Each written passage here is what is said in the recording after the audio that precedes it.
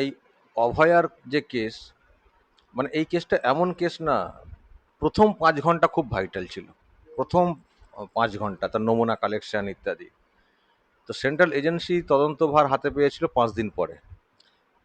তার তার মধ্যে কলকাতা পুলিশ এবং মমতা ব্যানার্জির অধীনে থাকা পুলিশ, যার অন্য ভাবনা ছিল বলে বলা হয়, তাড়াতাড়ি দেহের সৎকার সৎকার করে দেওয়ার তাগিদটা দেখেছিলাম নির্মল ঘোষের।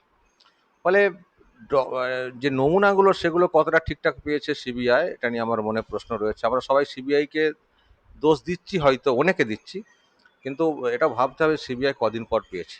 তাও বলবো, মানে সব কিছু লোপাট তো করা যায় না, কিছু থেকে যায়। তো সেটার থেকে বের করতে গেলে আরও নিখুঁতভাবে তদন্তটা করা উচিত। তো অফিসার যারা সিবিআই এর, তাদের কারো কারো বিষয়ে প্রশ্ন তৈরি হয়েছে। তো আবার তারপরে এতগুলো সময় চলে গেল।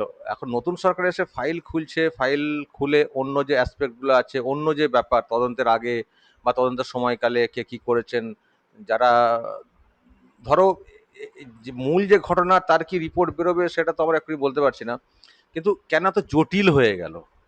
মানে আমরা সবাই বুঝতে পারছি যে এটা ওই একা সঞ্জয়ের কেস না, কিন্তু কাউকে আর খুঁজে পাওয়া যাচ্ছে না। এই জটিল ব্যাপারটা হয়ে গেল কেন? তার মানে কেউ কেউ জটিল করার চেষ্টা করেছেন, ঘেঁটে দেওয়ার চেষ্টা করেছেন, ধামাচাপা দিয়ে দেওয়ার চেষ্টা করেছেন, কাউকে বাঁচানোর চেষ্টা করেছেন।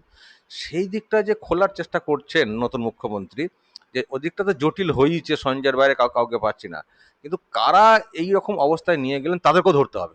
এই যে একটা নতুন ভাবনা থেকে নতুন মুখ্যমন্ত্রী ফাইল খুলছেন, এটা একটা ভালো উদ্যোগ, ভালো উদ্যোগ।